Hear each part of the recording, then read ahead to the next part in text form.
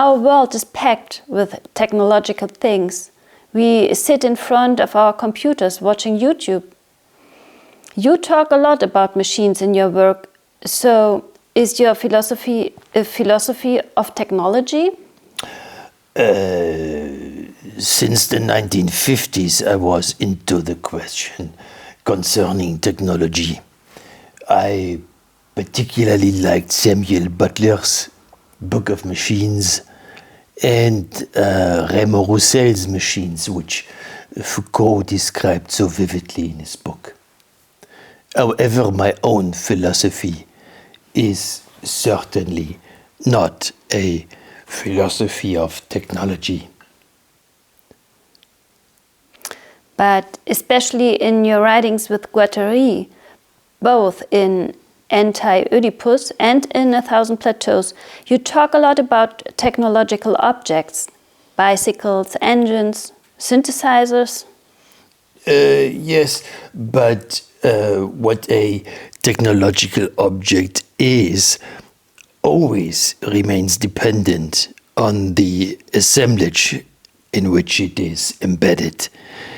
In other words, it's not what the object is, but what you do with it that matters. Or what you don't do with it. But anyway, in the appendix to Anti-Oedipus, you draw a distinction between two kinds of technological objects.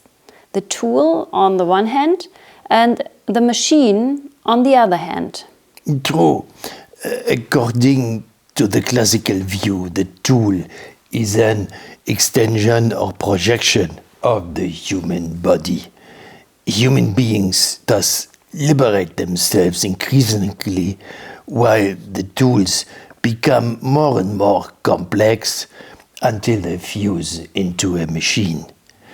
With Guattari, I argue that it is necessary to posit from the outset the difference in nature between the tool and the machine, the one as an agent of contact, the other as a factor of communication, the one being projective, the other recurrent.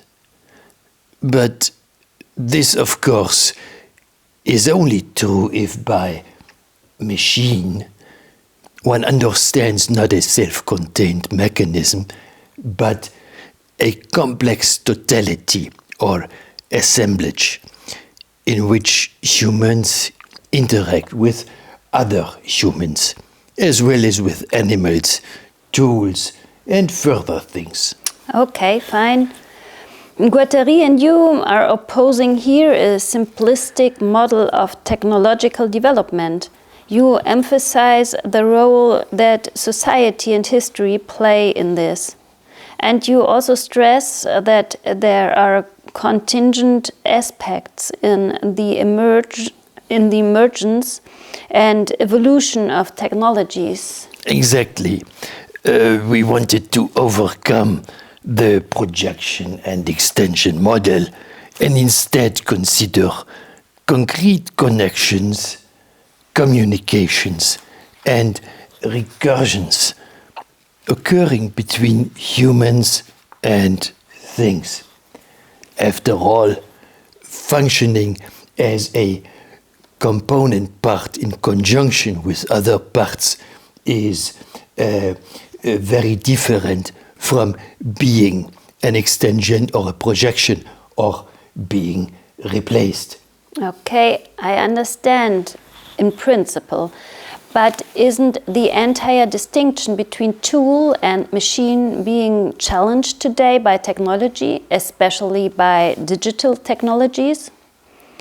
For example, a smartphone, is that a tool or a machine for you?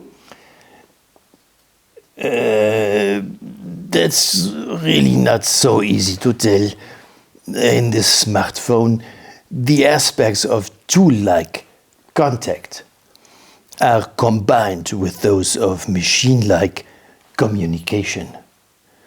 On the one hand, we constantly hold the smartphone in our hand and carry it on our body, in that it is like a tool similar to pliers or a hammer. At the same time, it is not projective but communicative, and not only because you can use it as a phone, or also do your emails with it. The smartphone is communicative and recursive in the sense that it belongs to the order of probability. Through the data it continuously generates and transfers. But this order of statistical can not be understood independently of the emergence of information capitalism. It is related to the complex assemblage you later described as the control society. I told you, I am not a philosopher of technology.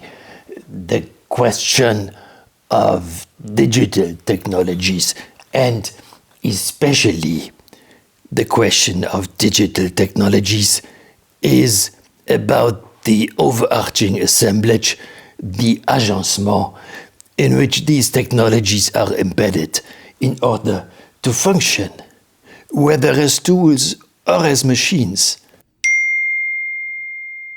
Oh, hold on a second. I think I have to answer this now. Sure, but maybe the question is also about removing these technologies from their assemblages sometimes, so they don't continue to work all the time.